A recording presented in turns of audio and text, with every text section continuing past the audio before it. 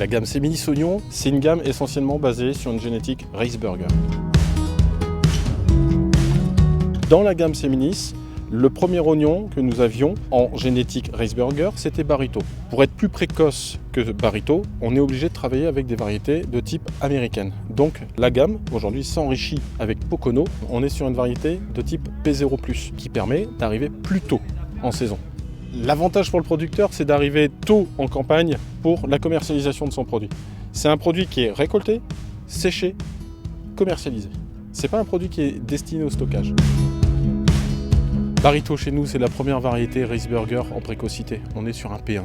C'est la variété qu'on travaille depuis 20 ans déjà. C'est une variété qui permet de récolter précocement le produit, fin août, avoir un oignon bien rond, avec un collet très fin, séché, ventilé.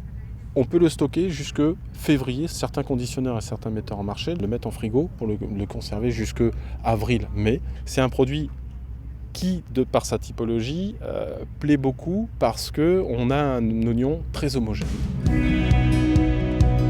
Chakito, le nouveau venu de la gamme. Chakito est une variété qui vient juste après un Barito.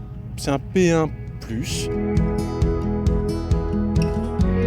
35-57 depuis déjà plusieurs années, on s'aperçoit que les conditionneurs en sont super contents parce qu'il a une qualité de sortie de stockage qui est tout simplement incroyable.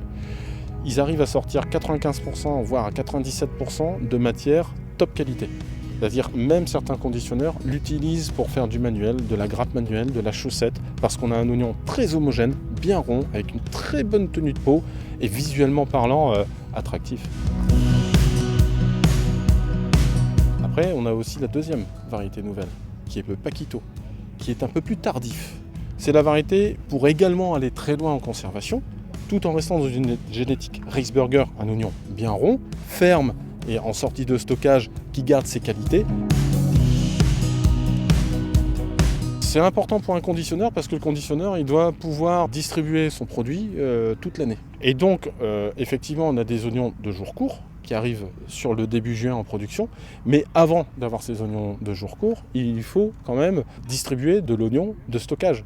Il est obligé de les mettre en frigo et donc il est important pour le conditionneur de sortir un oignon ferme de frigo avec très peu de déchets parce que la conservation ça coûte cher en énergie, donc il faut un oignon ferme qui tient bien sa peau, qui fait peu de déchets et pour ça aujourd'hui on a la variété Chakito et également 1481, 35-57 qui sont faits pour ça. Le conseil pour bien choisir, si on veut travailler un oignon récolté tôt, commercialisé rapidement, on peut utiliser le Pocono parce que c'est précoce et qualitativement c'est un très bel oignon. Ensuite, si on veut faire de la commercialisation un peu plus long dans le temps, on va faire un Barito sans pour autant le conserver longuement.